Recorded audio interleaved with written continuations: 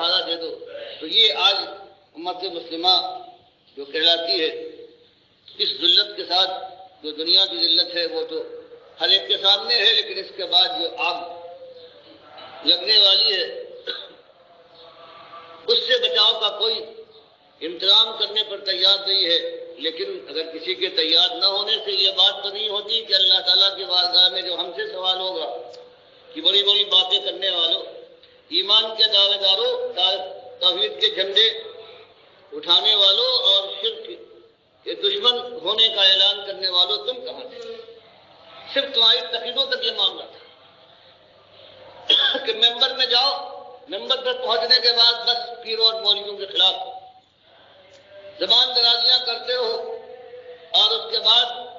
خود یہ حالت ہے اسی دنیا کی طرف پلٹ آؤ اور اسی دنیا کا تمہارے سامنے نقشہ ہو کہ کہیں دنیا کے اندر اپنی زندگی کا معیار کچھ بڑھا لے۔ ورنہ یہ سوال اللہ کے یہاں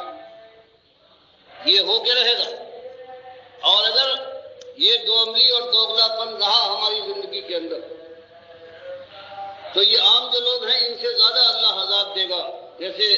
بخاری مسلم کی حدیث میں آتا ہے، اسامہ بن زید رضی اللہ تعالیٰ عنہ فرماتے ہیں کہ جہنمی جہنم میں آگ میں جل رہے ہوں گے کہ ان کے درمیان ان کے بڑے مولوی صاحب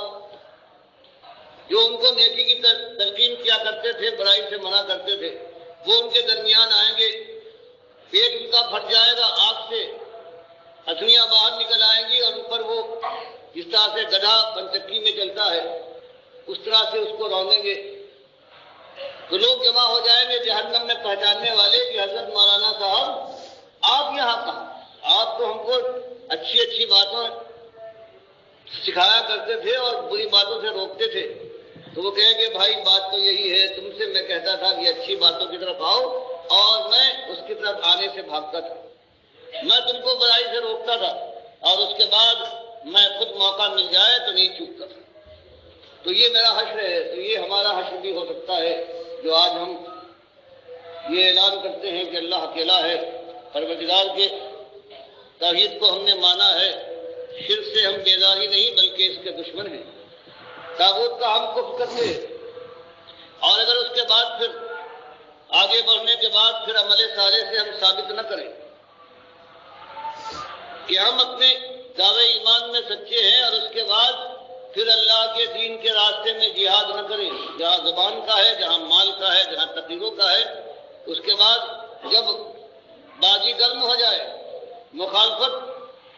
شدت اختیار کرے، اور پھر اس کے بعد دعوت حق کے ساتھ جمنے کی کوشش کرے، یہاں تک کہ اللہ کی توفیق سے ہجرت کے مراحل بھی طے ہو جائے،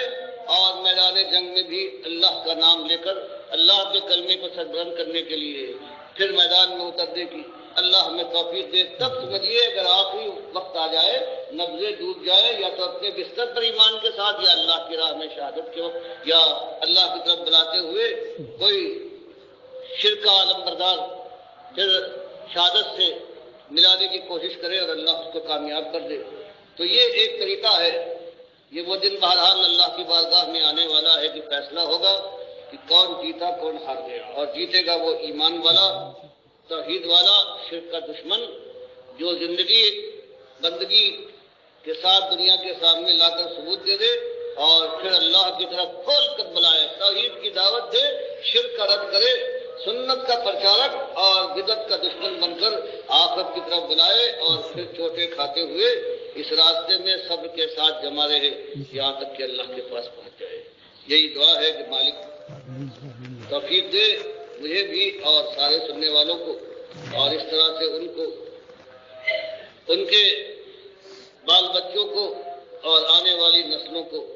مالک اس آگ سے بچا لے جس کے لیے مالک فرماتا ہے اس آگ کا عالم یہ ہے سب سے کم آگ کا عذاب جس کو دیا جائے گا جو ابو طالب ہے علی رضی اللہ تعالیٰ عنہ کا باپ، بخاری کی حدیث میں کہ اس کے پیر میں 2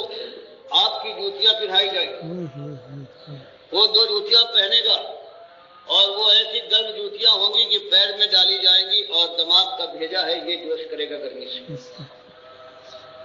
اور نبی صاحب فرماتے ہیں کہ وہ سمجھتا ہوگا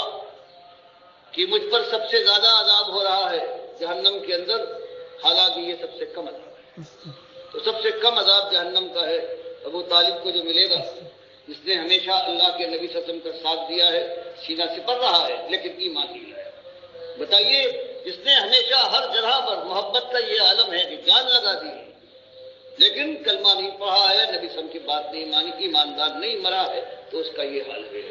اور یہ جو سارے عاشق النبی ہونے کے دعوے کرتے ہیں، نور کا مان کر اللہ کے ساتھ شرک کرتے ہیں، اور پھر درگاہیں ان کی ہیں، ان کے عرس ہیں، میلے ہیں، تو ان کو اللہ تعالیٰ کیسے بخشے گا سوائے اس کی بھی توفیق ملے کہ توبہ کرے، اور پھر اس وقت ملے گی جب ہم آپ جو جاننے والے ہیں ان کے سامنے جا کر ان کی دشمنی اور ناراضگی سے بے پرواہ ہو کر ان کے سامنے یہ راہ واضح تو کریں، ورنہ اللہ کے یہاں پھر ہمارا برا حال ہو جائے گا۔ اللہ اس برائی سے بچائے۔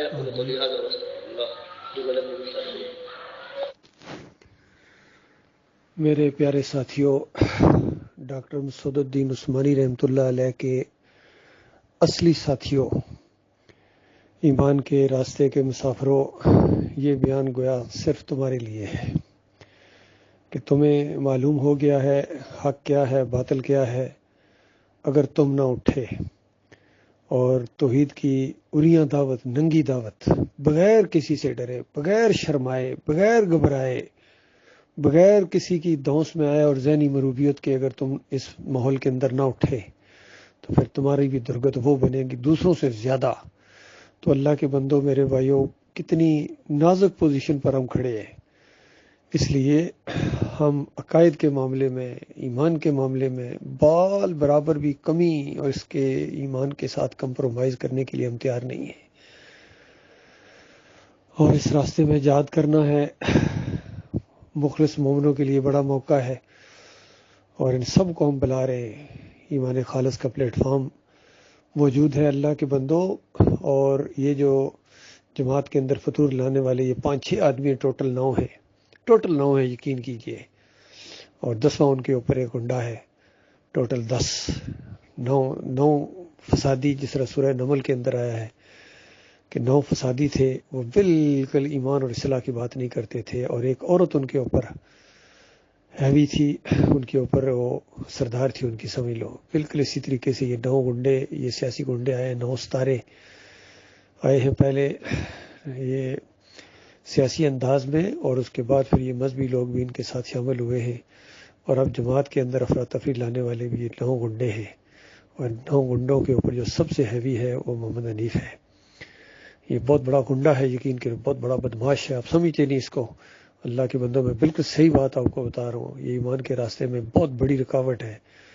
اور اس کی طرف نہ جاؤ، اس کی وجہ سے اپنی آخرت برباد نہ کرو۔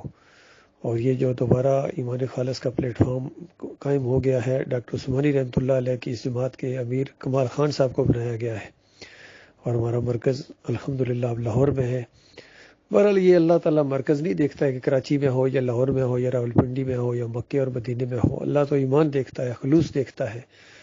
اور اللہ کے راستے میں تم نے کتنی جان لگائی ہے۔